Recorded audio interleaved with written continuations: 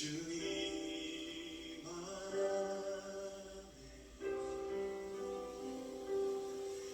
나 거하리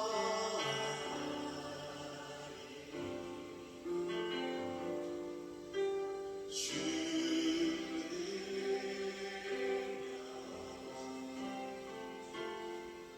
나 잠잠히 믿네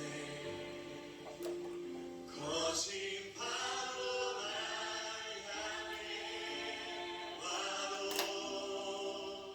주와 함께 나오리니 폭풍 가운데 나의 영혼 잠잠하네 주고 거친 파도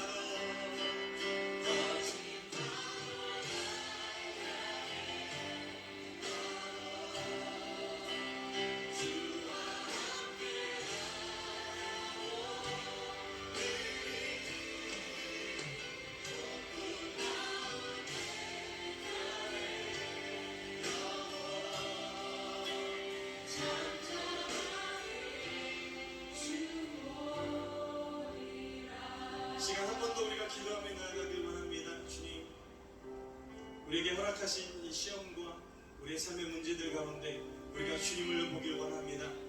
나를 붙드시고 전능하신 하나님을 바라보길 원합니다. 주여 내 눈을 들어 주님을 보게 하여 주시옵소서. 나를 붙드신 주님을 향해 내 마음을 드리며 나의 삶을 주님 앞에 맡기도록 나를 이 시간 역사하여 주시옵소서. 지금 다같이 주님의 이름 한번 부르며 기도하겠습니다.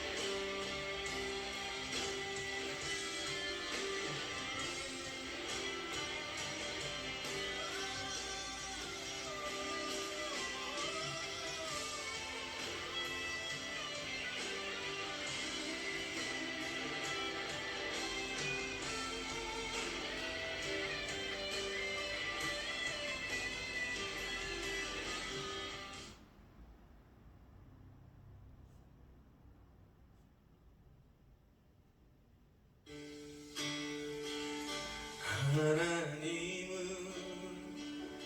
너를 만드신 분, 너를 가장 많이 알고 계시며, 하나님은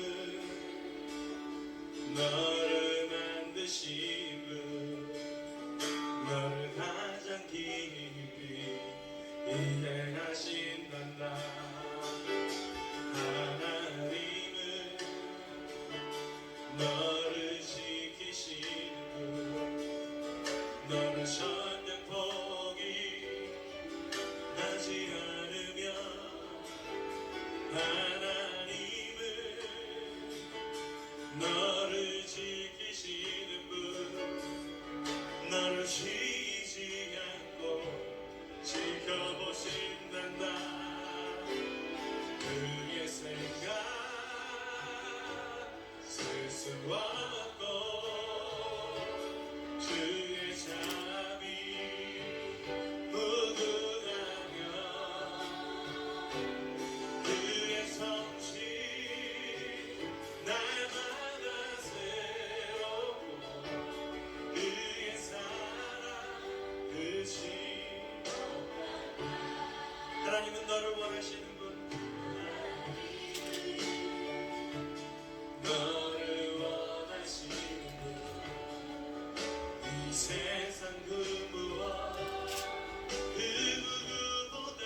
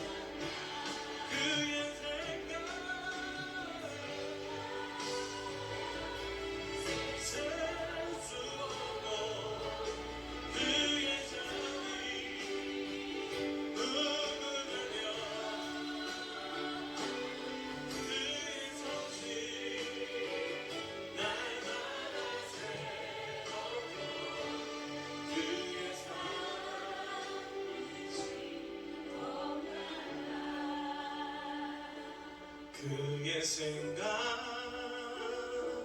셀 수 없고 그의 샵이 무궁하며 그의 손짓 날마다 새롭고 그의 사랑 끝이 없단다.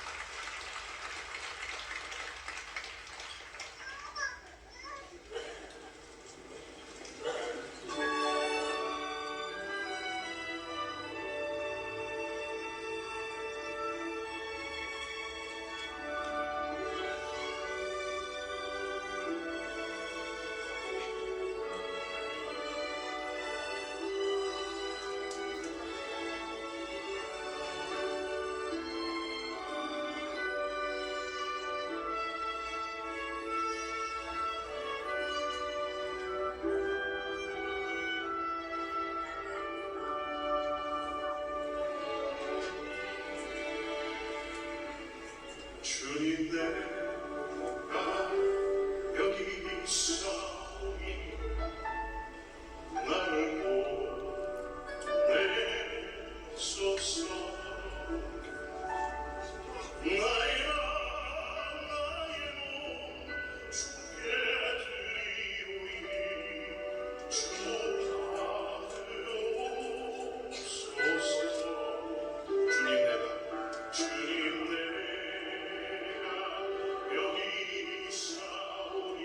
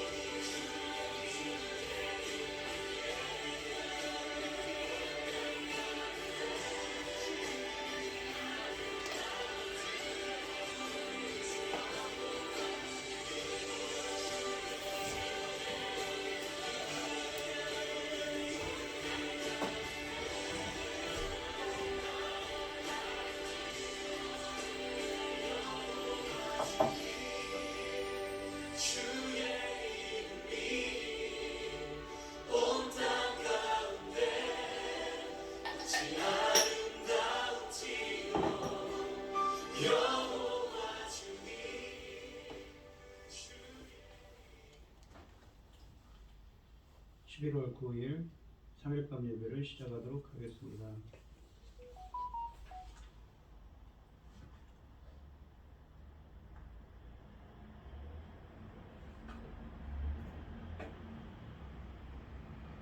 사도신경 하심으로 신앙 고백하시겠습니다. 전능하사 천지를 만드신 하나님 아버지를 내가 믿사오며 그 외아들 우리 주 예수 그리스도를 믿사오니 이는 성령으로 잉태하사 동정녀 마리아에게 나시고 본디오 빌라도에게 고난을 받으사 십자가에 못 박혀 죽으시고 장사한 지 사흘 만에 죽은 자 가운데서 다시 살아나시며 하늘에 오르사 전능하신 하나님 우편에 앉아 계시다가 저리로서 산자와 죽은 자를 심판하러 오시리라. 성령을 믿사오며 거룩한 공예와 성도가 서로 교통하는 것과 죄를 사하여 주시는 것과 몸이 다시 사는 것과 영원히 사는 것을 믿사옵나이다. 아멘. 찬송가 288장입니다. 288장입니다.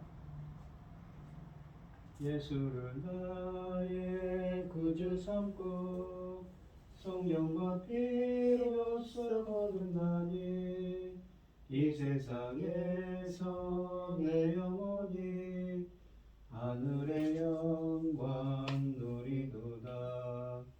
이것이 나의 간증이요 이것이 나의 찬송일세. 나 사는 동안 끊임없이 구주를 찬송하리로다. 온전히 주께 맡기네요. 사랑의 음성을 듣는 중에 천사를 왕래하는 것과 하늘의 영광 보리로다. 이것이 나의 간증이요 이것이 나의 찬송일세 나 사는 동안 끊임없이 구주를 찬송하리로다. 주 안에 기쁨 누림으로 마음이 풍랑이 잠잠하니 세상과 나는 간 곳 없고 구속한 주만 보이도다. 이것이 나의 간증이요 이것이 나의 찬송일세 나 사는 동안 끊임없이 구주를 찬송하리로다.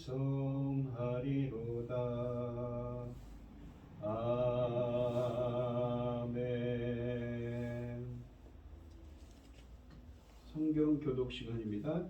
오늘 함께 하실 하나님의 말씀은 이사야서 8장 1절로 8절 말씀입니다. 교독을 하겠습니다. 교독을 하시고 고현희 집사님 기도해 주시겠습니다. 제가 먼저 읽겠습니다. 여호와께서 내게 이르시되 너는 큰 서판을 가지고 그 위에 통용 문자로 마헬살랄 하스바스라 쓰라. 내가 진실한 증인 제사장 우리야와 에베레기야와 아들 스가랴를 불러 증언하게 하리라 하시더니 내가 내 아내를 가까이 하매 그가 임신하여 아들을 낳은지라. 여호와께서 내게 이르시되 그의 이름을 마헬살랄 하스바스라 하라. 이는 그 아이가 내 아빠 내 엄마를 부를 줄 알기 전에 다메섹의 재물과 사마리아 우량우리 아수르 왕 앞에 옮겨질 것이라 하시니라.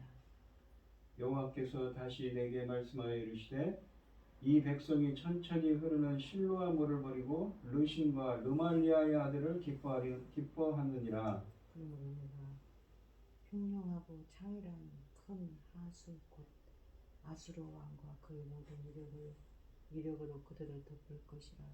이 모든 골짜기에 차고 모든 언덕에 넘쳐 흘러 유다에 들어와서 가득하여 목에까지 미치리라. 임마누엘이여 그가 펴는 날개가 내 땅에 가득하리라 하셨느니라. 아멘. 아버지가 자식을 긍휼히 여김 같이 여호와께서는 자기를 경외하는 자를 긍휼히 여기시나니 이는 그가 우리의 죄를 아시며 우리가 단지 먼지 뿐임을 기억하십니다.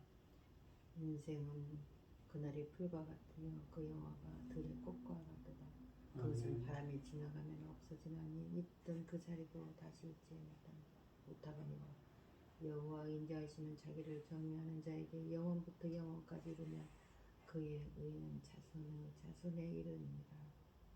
곧 그 언약을 지키고 그 법도를 기억하며 행하시는 자에게로다. 여호와께서 그의 보좌를 하늘에 세우시고 그의 왕권으로 만유를 다스리시는도다. 아멘. 여호와의 말씀은 내 발의 빛이요 목마른 사막길에서 샘물 같도다. 굶주린 나의 영혼을 만나로 먹이시고 내 갈 길 밝게 비추니 그 말씀 귀하도다.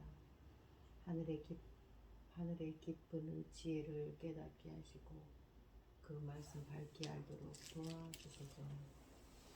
천지 만물을 지으신 전능하신 하나님 아버지, 어리석고 보잘것없는 저희를 자녀 삼으시고 아버지의 사랑 가운데 살게 하심에 감사드립니다. 어지럽고 복잡한 이 세상에서 이 시간 하나님께 예배드릴 수 있도록 인도하시니 감사드립니다. 전능하신 하나님 아버지, 저희 나라를 지켜주시옵소서. 지도자가 바뀌고 나서 온 나라가 백성이 너무 힘들어하고 있고 이 나라가 아버지께서 기뻐하신 나라가 되어야 되는데 제사장 나라까지 삼아주셨는데 아버지 하나님 너무너무 어디서부터 어떻게 잘못되었는지 물론 자기들이 하나님 앞에 미리미리 기도가 부족했고 저희 노력이 부족했을 수도 있습니다. 아우나 아버지 하나님 이 시대는 정말 어지럽습니다. 전쟁을 일으키는 자가 있지 않은가. 그 전쟁으로 인해서 힘들어한 자들이 너무 많고 거기에 또 코로나라는 아버지 겪어보지 못한 일들을 우리를 통과하고 있습니다. 전능하신 아버지 하나님, 곧 끝날이라 아버지께서도 말씀하셨고 우리도 그렇게 생각하고 있었는데 아버지 하나님, 날이 갈수록 코로나 환자가 많아지고 있습니다. 불쌍히 여겨주시고 도와주시옵소서. 사랑하는 아버지 하나님, 이 나라를 불쌍히 여기시고 아버지 하나님의 능력의 손으로 이끌어갈 수 있도록 도와주시옵소서. 아무리 힘들고 어려운 때일지라도 아버지 하나님, 이 열매 거둘 귀한 말씀을 아버지 당신의 사랑하는 종이 들고 섰습니다. 아버지, 이 천금 같은 말씀으로 하나님 기뻐하신 자로 잘할 수 있도록 도와주시고 아버지께서 받으실 그 그리스도 신부들이 넉넉히 나올 수 있도록 아버지 하나님 이끌어주시고 도와주시옵소서. 이 모든 말씀 억만 죄악 가운데서 우리를 구원해 주신 예수 그리스도 이름으로 기도드리옵나이다. 아멘.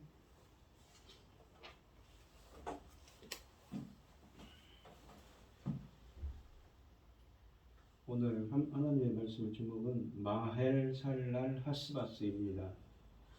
마헬살랄 하스바스라는 것은 하나님의 이름을 뜻하는데요. 임마누엘과 스알야습에 이어 마헬살랄 하스바스라는 이름에 담긴 징조를 하나님께서 주셨습니다. 이를 통해 유다가 두려워한 아람과, 그러니까 오늘 본문에 있는 그 다마스커스 수도, 아람의 수도가 시리아의 수도가 다마스커스이거든요.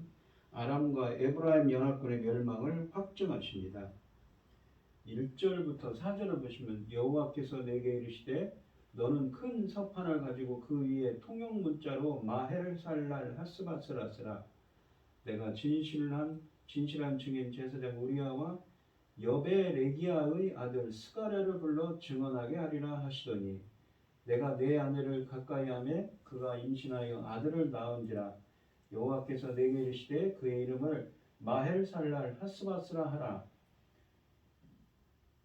이는 이 아이가 내 아빠 내 엄마라 부를 줄 알기 전에 다메섹, 그러니까 오늘 본문에 있는 이 아람이, 다메섹이라는 것은 아람 시리아의 수도를 말합니다. 다마스커스를 의미하죠. 다메섹의 이 재물과 사마리아는 어디입니까? 북이스라엘이죠. 북이스라엘 수도죠. 사마리아의 노량물이 아스르 왕 앞에 옮겨질 것임이라 하시니라 라고 되어 있습니다. 이 1절부터 4절은 이사야의 아들인 마헬살랄 하스바스의 징조에 대해 말씀하십니다. 선지자의 이 소명장, 그러니까 6장은 선지자로서의 소명장이었는데 거기에 언급된 이 보아도 보지 못하고 들어도 깨닫지 못하게 하라 라는 원리가 어떻게 현실에서 적용될 것인가의 첫 시범 케이스였던 아하스 이야기, 그 7장의 주제를 계속 발전시키고 있습니다. 7장에서 징조로 주어졌던 아이 이야기, 그 임마누엘의 그 아이 이야기가 8장에서도 계속 발전되어 가는 것입니다. 아울러 1절부터 4절과 7장 10절로 17절은 몇 가지 다른 공통점을 지니고 있습니다. 두 본문 모두 같은 징조를 중심으로 형성되어 있습니다. 아이가 특정한 나이가 되기 전에 사마리아, 그러니까 북이스라엘의 수도인 사마리아와 다마스커스, 그러니까 아람의 수도인 이 다마스커스가 망하게 될 것이라고 합니다.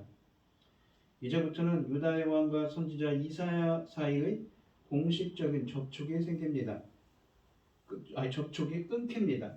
이들의 관계는 36장에 가서야 다시 시작됩니다. 이 기간 동안 이사야는 이 백성들의 그 교만함, 완악함을 오직 개인적인 차원에서 언급할 뿐입니다.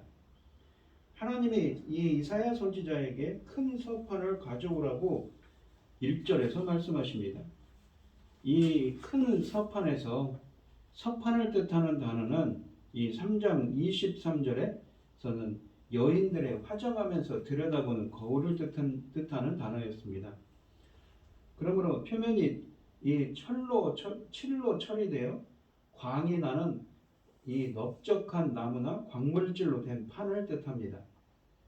또한 통용문자라는 것은 누가 보아도 알 수 있는 당시 이 평상시에 사람들이 사용하는 언어를 의미했습니다.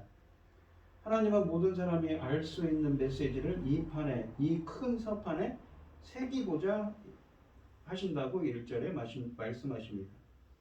오늘날로 이 말하면 현수막 같은 이 프랑 같은 큰 곳에 모든 사람들이 볼 수 있도록 평범한 문자로 크게 쓰라고 명령하시는 것입니다. 하나님의 메시지는 이 투명해야 하며 모든 사람들이 알 수 있도록 쉬운 언어로 전해야 합니다.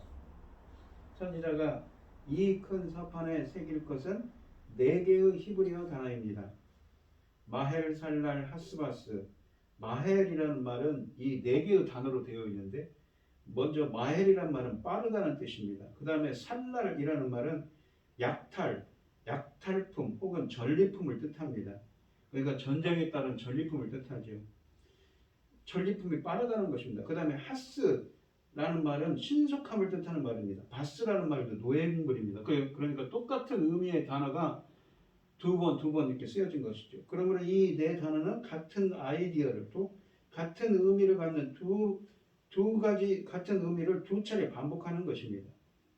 전리품이 빠르다, 노예물들이 신속하다, 즉 노력이 빠르게 노력당함의 의미입니다. 하나님은 바로 앞 본문에서 약속하신 것처럼 이번에 유다를 침략해온 아람, 그러니까 시리아와 북왕국 이스라엘을 벌하기 위하여 아수르를 동원하실 텐데, 그들을 정복하기 위하여 오는 아수르 침략군은 이 두 나라의 군대와 싸우는데 관심이 있는 것이 아니라 그 전리품, 노획물을 확보하는 데만 집중할 것을 강조하십니다. 그만큼 이 아수르 침략군은 무시무시한 실력을 보유하였으며 북왕국 이스라엘과 아람, 시리아는 절대 그들의 적수가 될 수 없음을 강조하고 있습니다. 하나님은 이 일이 꼭 이루어질 것을 두 증인에게 알리십니다. 제사장 우리아와 스가랴입니다. 이 인물들에 대해서는 이사야서는 우리에게 더 이상 알려주지 않습니다. 이 두 증인은 이 중에 특히 열왕기하 16장 10절로 16절에 따르면 아하스 시대 때 우리아라는 제사장이 있었습니다. 그는 아하스가 티글랏필레세르를 만나기 위하여 다마스커스, 그러니까 이 아람의 수도인 다메섹에 방문했을 때 아수르 사람들이 우상을 숭배하는 제단의 모습을 보고 만든 것을 그려서 그 그린 것에 따라서 예루살렘에 우상 숭배하는 제단을 만든 사람이었습니다. 만일 같은 인물이라면 아하스가 임마누엘의 징조에 억지로 증인 역할을 맡은 것 같이 이 제사장 역시 지금 억지로 증인 역할을 해야 합니다. 즉 자신이 등을 돌렸던 여호와의 예언이 성취되는 것을 자신의 눈으로 직접 보는 수치를 경험해야 하는 것이지요. 이들이 증인으로 세워지는 것은 그들에게 이 일이 언제 일어날 것인지를 계시해 주신 것을 암시하고 있습니다. 그들은 단순히 일이 진행되어 가는 것을 보며 처음부터 하나님이 계획하셨던 대로 이루어짐을 확인만 하면 됩니다. 이사야가 아들을 낳고 하나님의 지시를 따라 그 아이의 이름을 마헬 살랄 하스바스라고 부르라고 3절에 말씀하십니다. 즉 큰 서판에 모든 사람들이 보라고 기록한 내용이 곧 성취될 것을 암시합니다. 한글 성경은 이사야가 아내와 동침하여 아들을 낳았다고 하는데 히브리어 성경은 여선지자라고 되어 있습니다. 이에 따라 거의 대부분의 영어 성경은 여선지자라고 번역했습니다. 이 여인이 이사야의 아내인 것은 확실합니다. 모든 정황을 고려할 때 예언자인 나의 아내라고 번역하는 것이 합리적인 번역입니다. 14절로 이사야서 7장 14절, 그러니까 지난주에 했던 말씀해 보시면, 그러므로 주께서 친히 징조를 너희에게 주실 것이라. 보라, 처녀가 잉태하여 아들을 낳을 것이요 그의 이름을 임마누엘이라 하리라. 그가 악을 버리며 선을 택할 줄 알 때가 되면 엉긴 젖을 것과 꿀을 먹을 것이라. 대적 이야기가 악을 버리며 선을 택할 줄 알기 전에 내가 미워하는 두 왕의 땅이 황폐하게 되리라. 두 왕은 누구입니까? 바로 본문에 나오는 것처럼 이 아람의 왕, 아람과 이 북왕국 이스라엘의 왕, 두 왕이죠. 두 왕국의 왕들입니다. 이사야의 아들인 마헬살랄 하스바스에게도 임마누엘 아기에게 이 적용되었던 표현이 그대로 본문에 적용되어 있습니다. 임마누엘 아이가 악을 버리며 선을 택할 줄 알기 전에 북왕국과 시리아가 황무지가 될 것이라고 얘기했지만 16절에 그렇게 얘기했죠. 이번에는 이사야의 아이가 마헬살랄 하스바스라는 이름을 가진 이 아이가 내 아빠, 내 엄마라고 부를 줄 알기 전에 북왕국과 아람이 아수르에게 약탈을 당할 것이라고 하십니다. 이처럼 이사야의 이야기는 7장에 기록된 임마누엘 아이 예언을 상기시키며 이 아이 테마를 발전시키고 있는 것이지요. 또한 모든 장에서 만날 이 메시아 아이는 4개의 이름을 지녔는데 특히 9장 6절에 그렇습니다. 이것은 이사야의 아들 마헬살랄 하스바스의 이름이 4단으로 구성된 것과 맥을 같이 합니다. 메시아의 이 아이는 메시아인 이 임마누엘의 아이는 7장에서 시작된 아이 테마를 절정에 이르게 하는 것입니다. 물론 차이점도 있습니다. 이사야의 아들이 지닌 이름은 심판을 강조하지만 9장 6절에 나오는 메시아이신 임마누엘은 이 축복의 이름, 구원의 이름으로 이루어져 있습니다. 그러면 7장 16절에 임마누엘 예언이 그 당시 역사적 상황에 적합한 한 아이의 모습으로 성취되는가 하면 동시에 미래에는 축복의 임마누엘이 임할 것을 예언하는 것 같습니다. 우리가 2장에서 보시면 이 여호와의 날이라는 표현은 어떻습니까? 구원의 날이기도 하고 심판의 날이기도 하죠. 주님이 임하시면 그 주님의 날이라는 건 주님이 임하시는 날입니다. 어떤 이에게는 심판이고 어떤 이에게는 축복입니다. 하나님은 이사야의 아이가 엄마 아빠 하기 전에 두 나라가 멸망할 것을 선포하시는데 이런 아이가 한두 살쯤 될 무렵으로 이 예언이 선포된 지 몇 년 안 돼서 이런 일이 있을 것이라는 의미입니다. 이때는 언제인가요? 바로 침략군은 주전 734년에 예루살렘을 공략했습니다. 이 예언은 이 침략이 진행되는 상황에서 주신 것입니다. 그렇다면 아람과 북이스라엘에 패망한 이때 임신이 되어 태어난 아이가 아빠 엄마라고 말하기 전에 일어나야 합니다. 실제로 아수르의 기록에 의하면 주전 734년경에 티글랏빌레세르가 북이스라엘의 해안 쪽을 강타하여 팔레스타인을 휩쓸고 이집트까지 진군했다는 기록이 있다고 합니다. 이 일로 인해 북이스라엘이 그동안 이집트로부터 받아왔던 동맹적 원조가 완전히 끊겼으며 이집트로부터 동맹을 맺고 있었는데 그 관계가 끊어지게 되었으며 북이스라엘은 갈릴리 그리고 요단강 저편 무깃도 외 다른 여러 도시들을 잃었다고 열왕기하 15장 29절에 증언합니다. 북이스라엘의 왕 호세아가 급히 아수르군을 달램으로써 나라가 완전히 패망하는 위기를 모면했습니다.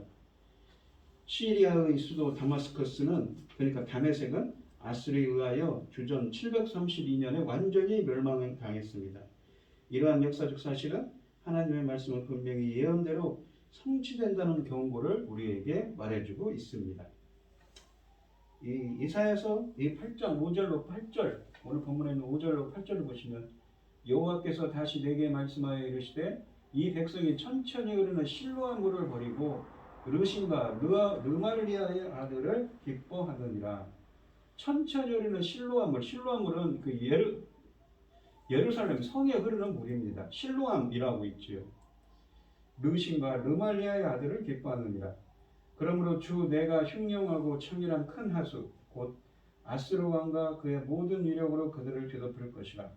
그 모든 골짜기에 차고 모든 언덕에 넘쳐 흘러 유다에 들어와서 가득하여 목에까지 미치리라. 임마누엘이여 그가 펴는 날개가 내 땅에 가득하리라 하셨느니라 라고 되어 있습니다. 7장에서 임마누엘의 징조는 심판의 상징으로 주어졌습니다. 선지자는 바로 앞 본문에서 새로이 태어난 아이 마헬살랄 하스바스가 북왕국 이스라엘과 아람의 멸망을 상징하는 이름을 지니도록 함으로써 아이 테마를 계속하고 있습니다. 선지자는 이제 다시 임마누엘을 이 8절에서 언급합니다. 아람과 북이스라엘의 약탈 후에 유다도 아수르에 의해 약탈당하게 될 것이라고 본문에서 말씀하고 있습니다. 아하스는 아수르에 많은 돈을 주면서 도움을 청해 놓은 상황입니다.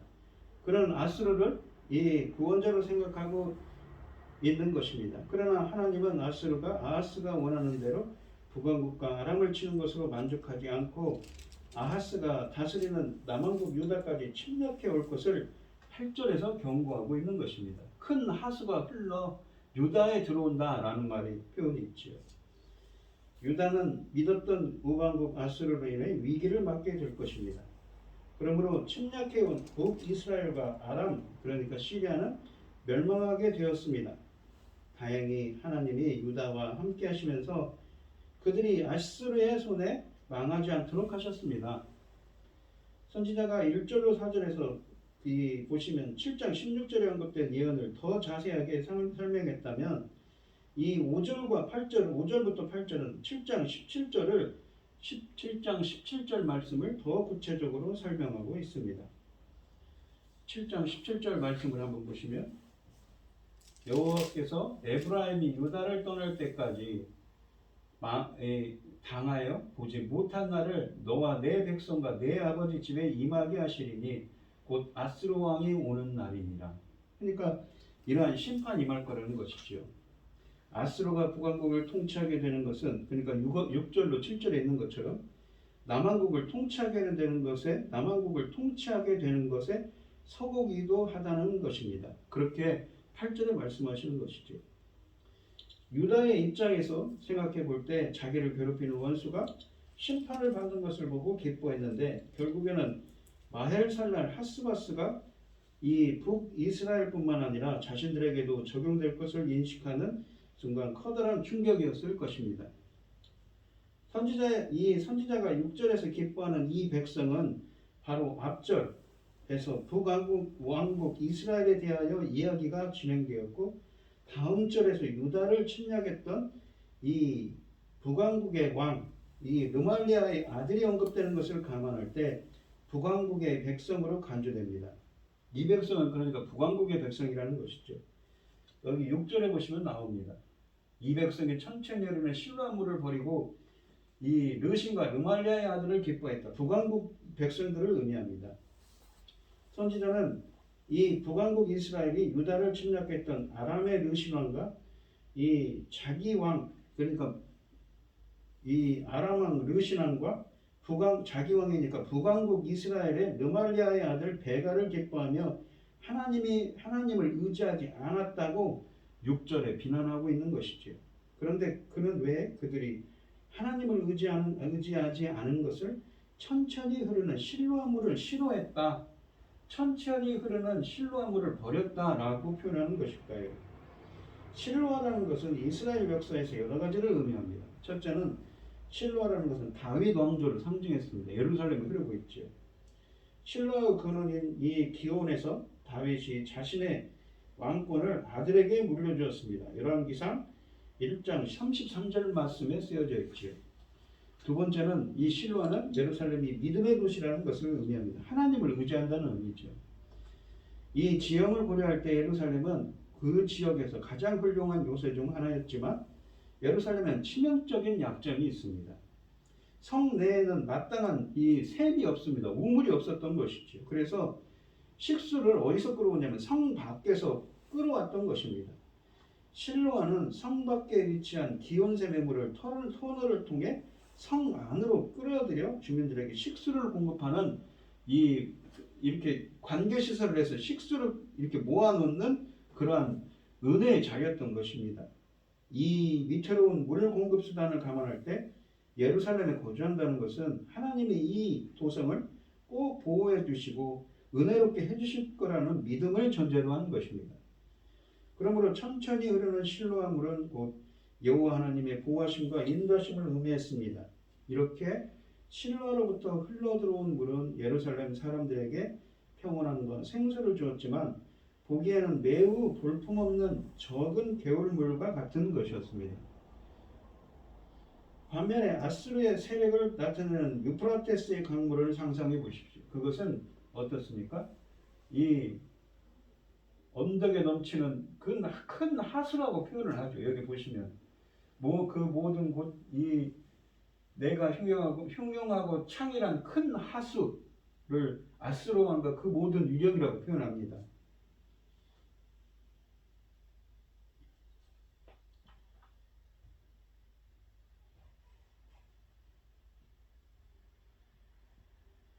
얼마나 이 하수가 거대한 거예요. 앞으로 유브라테스 강이라는 것을 생각해 본다면요. 우리가 신앙생활을 하다 보면 세상의 힘과 권세가 하나님의 능력보다 훨씬 더 커 보일 때가 있습니다. 그러나 이 연약한 실로아의 물이 세상을 흔드는 듯한 유브라테스 강물보다 더 능력 있음을 우리는 기억해야 하겠습니다. 북왕국은 이렇게 천천히 흐르는 실로아의 물과 같은 하나님을 거부하고 대신 2장 22절에서 경고하는 인생을 의지하는 분 있는 것이지요. 르신과 르말리아의 아들을 급보했습니다. 르신은 아람 시리아의 왕으로서 북왕국의 인간적이고 외교적인 경로를 통해 군사적 동맹을 상징합니다. 열왕기하 15장 23절 이후를 살펴보면 부가히야를 암살하고 왕이 된 자는 북왕국 이스라엘 르말리아의 아들 베가였습니다. 베가는 이 하나님이 인정하거나 인준한 왕이 아니고 인간적인 욕심으로 왕권을 차지한 자입니다. 그러므로 이 두 이름이 무엇입니까? 바로 6절에 있는 이 르신과 르말리아의 아들이란 건 아람과 이 북이스라엘의 그 인간적인 노력으로 인간적인 욕심으로 왕권을 차지한 자들입니다. 그러므로 이 두 이름은 하나님이 가증스럽게 여기는 자들의 표본이었습니다. 천천히 흐르는 실로의 물을 거부한 이들에게 내려지는 심판은 혹독할 거라고 7절에 말씀하십니다. 큰 하수가 그들의 땅과 삶을 휩습니다. 큰 하수는 문자적으로는 자주 범람하는 유브라데스 강을 지칭하지만 여기서는 강한 군사력을 바탕으로 주변을 침략하여 제국을 세울 아수르를 지칭하고 있습니다.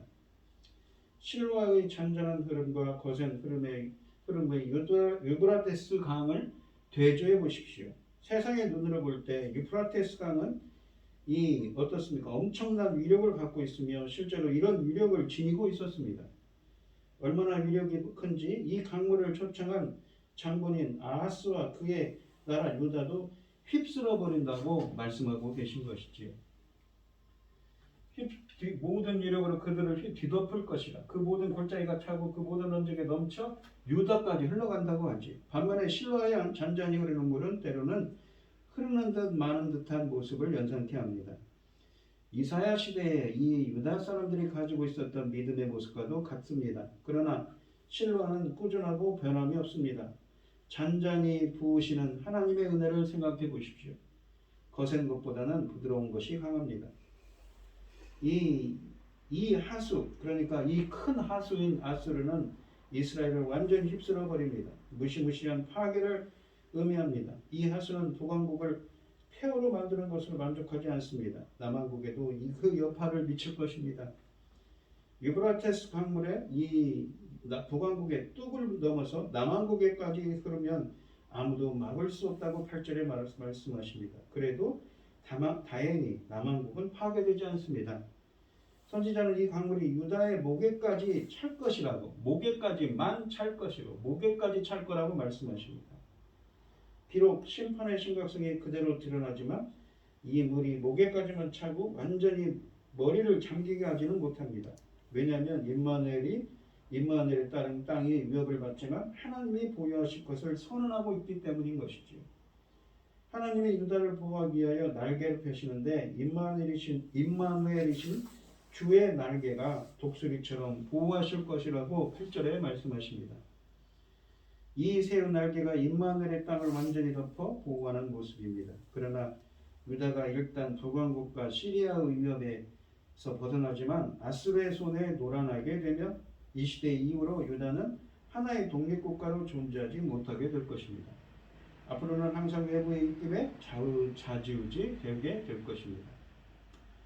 오늘 본문 말씀을 보시면 이사야 선지자를 통해서 자신의 아들인 마헬살란 하스바스라는 이 예언을 통해서 이 유다가 의지하는 그 이방 민족인 아수르를 통해서 그 아수르가 아람과 북이스라엘뿐만 아니라 그 유다까지도 침략할 것이라고 말씀하고 있는 거죠. 하지만 임마누엘의 날개가 주님이 함께 하시는 그 주님의 날개로 보호해 줄 거라고 말씀하고 있는 것입니다. 제사장 우리아와 오늘 본문에 보시면 이 여베레기야의 아들 스가랴를 증인으로 세우셨습니다. 이 두 증인은 유다 사회에서 인정받는 유력한 인물이었을 것입니다.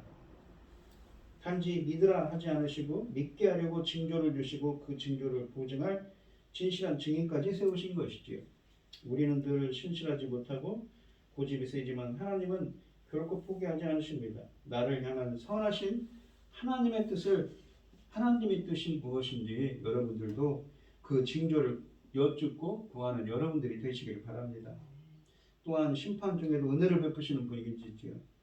창이란 하수 아스루가 유다를 삼키지만 그 물이 유다의 목까지 차오르게 하십니다. 유다의 불순종을 징계하시면서도 임마누엘의 약속을 따라 그들의 생존을 보장하신 것입니다. 이 일은 훗날 아스루 사네립의 침공을 모든 성읍이 사네립의 침공으로 모든 성읍이 함락되지만 예루살렘은 남았던 일로 성취됩니다. 이처럼 하나님은 우리 죄악을 즉시 심판하지 않으십니다. 징계를 통해 깨닫고 돌이키도록 끊임없이 기회를 주시는 것이지요. 우리의 일상에 흐르는 실로의 물 같은 하나님의 의대는 무엇인가요? 오늘 시간도 잔잔 흐르는 실로의 물 같은 그 하나님의 은혜가 우리에게 함께 해주셔서 임마누엘의 그 주님이 큰 팔로 임하여 주셔서 그 날개로 우리를 보듬어 안아 주시고 주님의 은혜가 함께하는 주님의 은혜가 함께 해달라고 기도하는 여러분들이 되시기를 바랍니다. 기도하겠습니다. 하나님 아버지 감사합니다. 이스라엘 백성들이 정말 못되고 하나님 앞에서 반역을 일으켰어도 하나님께서는 이방 민족들을 통해서 그들을 징계하시고 다시 돌아올 수 있도록 또 본문에 있는 것처럼 임마누엘이신 주님의 날개를 펴셔서 그들을 보호해 주신다고 말씀하십니다. 잔잔히 흐르는 실로의 물 같은 주님의 은혜가 함께해 주시옵시고 주님의 큰 팔로 임하여 주셔서 주님의 날개로 저희들을 보듬어 안아 주시옵소서. 바라옵건대 이 나라가 걱정입니다. 나라가 150명이 넘는 젊은이들이 이렇게 그 좁은 골목에서 죽어갔습니다. 주님께서 자비와 긍휼을 베풀어 주시고 그 영혼들을 보듬어 안아 주시옵소서. 주님 참으로 어려운 일입니다. 주님의 뜻을 이루시옵소서. 함께하여 주셔서 이 나라가 바른 길로 갈 수 있도록 세울 수 있도록 악한 것들 함부로 틈타지 못하도록 주님께서 주님의 팔로 임하여 주셔서 주의 백성들을 구원해 주시옵시고 보호해 주시옵시고 악한 것들을 모조리 다 쓸어버리셔서 이 나라가 정말 주님의 공의와 정의로 바로 셀 수 있도록 인도하시고 함께하여 주시옵소서. 이 모든 말씀 거룩하신 예수님 이름으로 기도합니다. 아멘. 찬송가 86장입니다. 내가 늘 의지하는 예수 나의 상처 입은 심령을 불쌍하게 여기사 위로하여 주시니 믿으신 나의 좋은 친구 내가 의지하는 예수 나의 사모하는 친구 나의 기도 들으사 응답하여 주시니 믿으신 나의 좋은 친구 주의 손 의지하고 갈 때 나를 해할 자가 없도다. 주님 나의 마음을 크게 위로하시니 믿으신 나의 좋은 친구 내가 의지하는 예수 나의 사모하는 친구 나의 기도 들으사 응답하여 주시니 믿으신 나의 좋은 친구 내가 요단강 건너가며 마음이 두려워서 떨 때도